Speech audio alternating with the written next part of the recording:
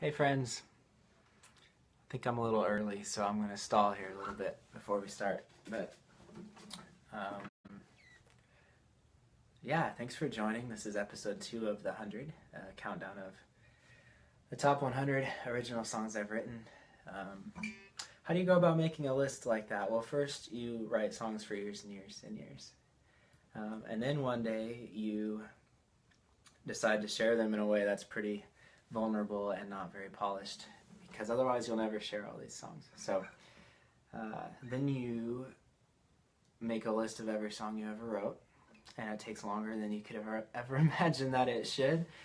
And then you start sort of arbitrarily ranking them, just on your own personal preference and maybe some feedback that you've gotten over the years. So that's what I did, and that's how we're here. So today is going to be songs number 90 through 81.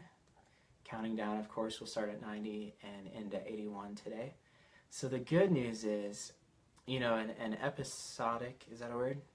An endeavor like this that's episodes could become boring and redundant, and maybe that will happen, but the twist is that these songs should get better as we go.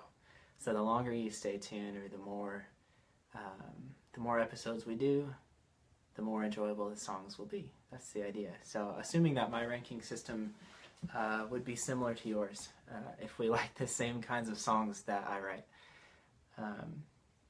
Since I got on here a little early and I want to give people a chance to join us, I'm going to give just a quick update on some musical endeavors that are underway for me. So I have a lot of irons in the fire these days with music. One in particular, probably the most important, I guess, I think, is some of you may remember that 2 years ago I ran a successful Kickstarter campaign to raise money to get some more software to better record my original songs. And since that campaign was successful, I've actually, I think I began work on about 24 songs. I think that's a conservative count too.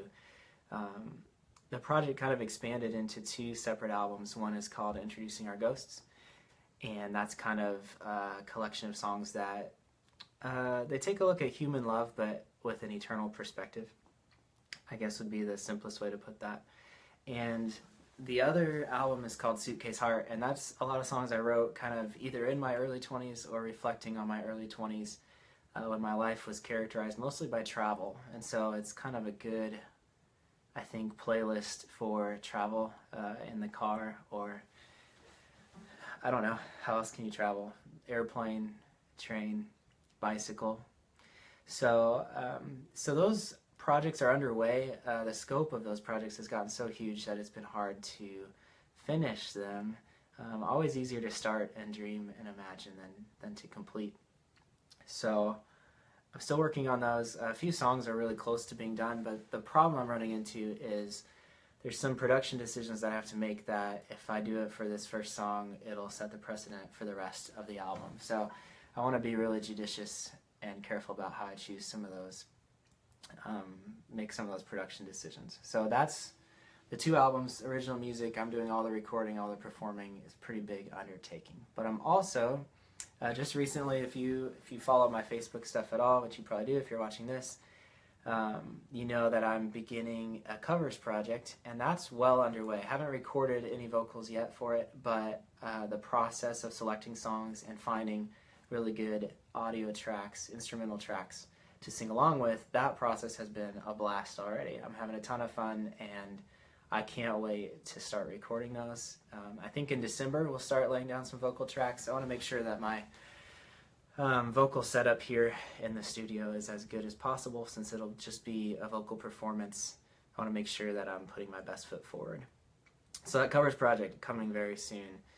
And then of course I guess kind of the other side of my identity as a musician would be as a songwriter, and that's what episodes like this are all about. Just sharing 10 songs at a time that otherwise probably wouldn't make an album set list, or maybe wouldn't play at a live show, but they have some merit, and they deserve to be shared through some method. So this is the method I've chosen, and I guess we'll go ahead and get started. So this is song number 90 from my list. The song is called Take, and it's the very first song that I wrote after my very first breakup, which was, I guess, about 8 years ago. So we're reaching back pretty far for some of these top 100 songs, but I hope you'll find some that you like in this collection.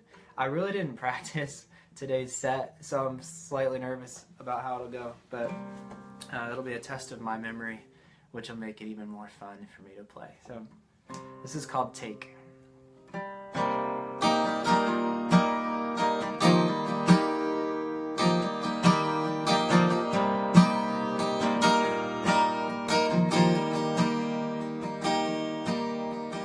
saved a word from yesterday just in case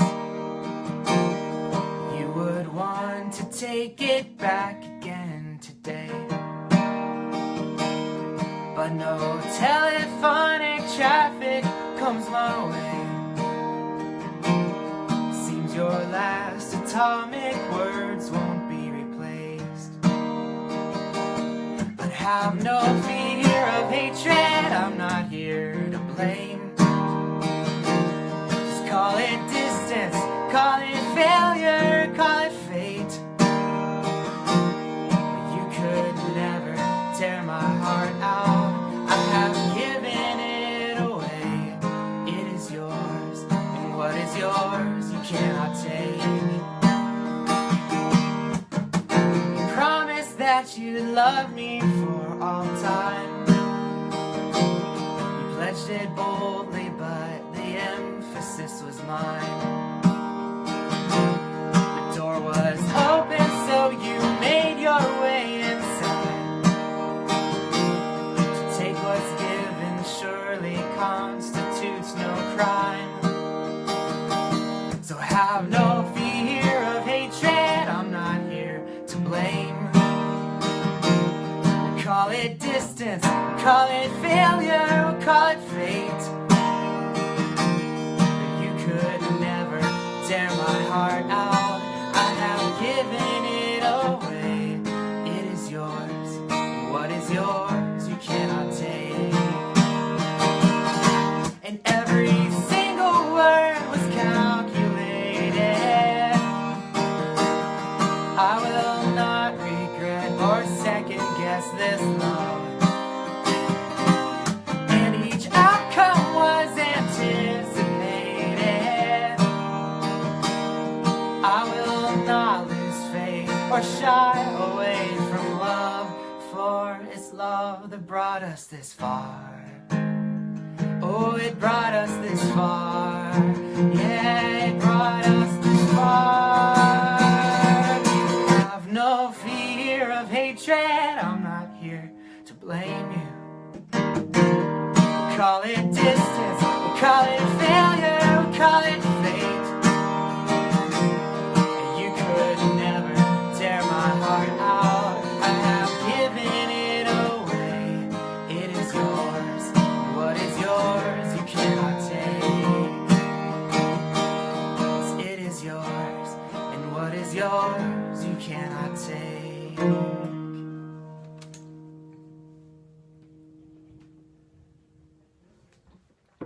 Thanks for joining, guys. I see a few of you are on. And we just got started, so we're down to song number 89. We're not doing all 100 today, of course, going down to 81. So 9 more songs to go today. I hope you'll enjoy. That was a song called Take. It was the first song I wrote after my very first breakup, so it was new writing territory for me. This next song is called Took. That's right. Last one was Take. This one's called Took. When you write over 100 songs in your lifetime, you start to run out of good titles, to be honest. So this one I wrote a lot more recently. I wrote this while I was dating my wife, Emily, and I wrote it while reflecting on a prior relationship in contrast to my relationship with Emily. So kind of knowing everything that a relationship was supposed to be thanks to Emily, reflecting on a previous relationship that was not very life-giving for me, and writing to that prior person from a place of, well, shallow from a better place, and a little bit of snark, a little bit of bitterness, I guess, but it didn't really matter because of where I was at with Emily. So this is one of our favorite songs, actually, I think, if I can speak for Emily. It's called Took, and it goes like this. I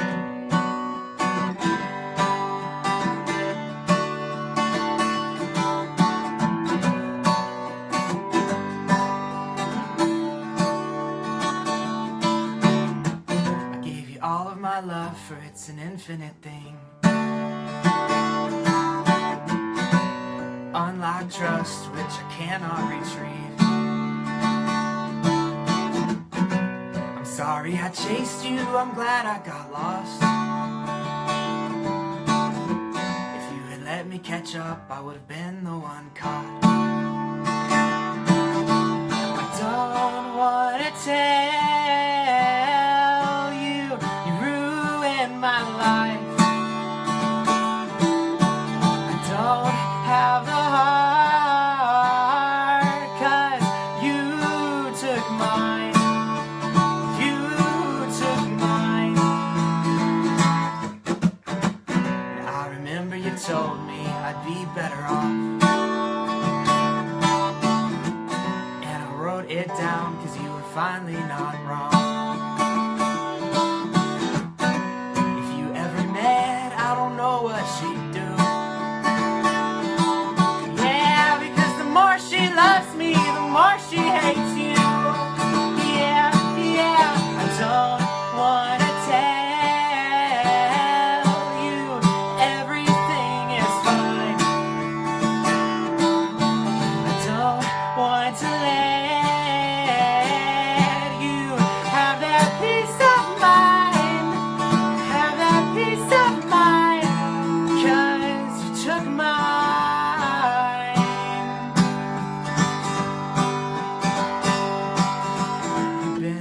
Out of shape, and then you drive me in that kiln. She ignites the fire that melts my heart. You were the ball and chain around the ankle of my will. She binds me with the freedom love imparts.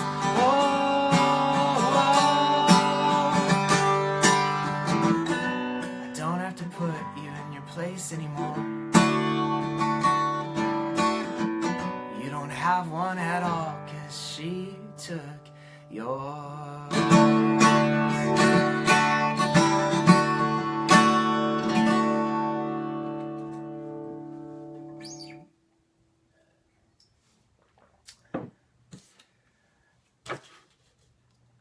All right, down to number 88. This is gonna be a long haul, actually. I'm realizing now maybe I should have done my top 50. Actually, I did plan originally to do just the top 50, and then there are just a lot of songs that I thought would be excluded that shouldn't be excluded, like the last two that I played. So hopefully you'll agree that they have some merit. And if not, that's too bad, but it's okay. And I'll be glad to document these anyway. It's a good exercise for me to perform on some level, even if it's not face-to-face. We're still live right now, still recording, still a bit of pressure. It's good practice and good exercise, and it's a lot of fun, really. One of those things you schedule, like it's going to be fun, and then when the time comes, you're like, why did I agree to do this today? But it was totally my idea, so can't go back on it. And I wouldn't want to, truly, I wouldn't want to. These songs deserve some kind of shelf life, I guess, and this is it. So the next song is called Shallow Is the Only Word. The last two songs were kind of serious, I guess, either post-breakup. Well, they were both post-breakup, just different contexts. This song, Shallow, if you'll excuse me for a sec. Shallow Is the Only Word. This is the name of the song. I wrote it, this is based on a true story. I wrote it after I called a girl shallow. And it's about that experience. If you've never called a girl shallow to her face, then maybe you can't relate to this song. But if you have had that experience, then finally someone's written a song that you can relate to. Obviously, calling a girl shallow didn't really go that well. And yeah, oh my gosh, I just realized I don't know if I have my phone angled right. This might be sideways. I guess I'll find out in like an hour when we're done whether this is sideways or not. Actually, let me see if I can. Can I address that right now? Oh my goodness. Okay. I hope that fixed it. Maybe it did, maybe it didn't. Yeah, Nick, I just realized that. Is it fixed now? Can you comment and let me know? I usually lock my phone screen so it doesn't auto-rotate because it ends up doing that on accident more often than I want. But then something like this, I need to make it able to flip sideways so it will do that. No, still not fixed. Okay, hold on. Still a rookie even though it's my second time. Let's see. Let me go ahead and pause this and I'll start a new one right up. We'll see you in a second.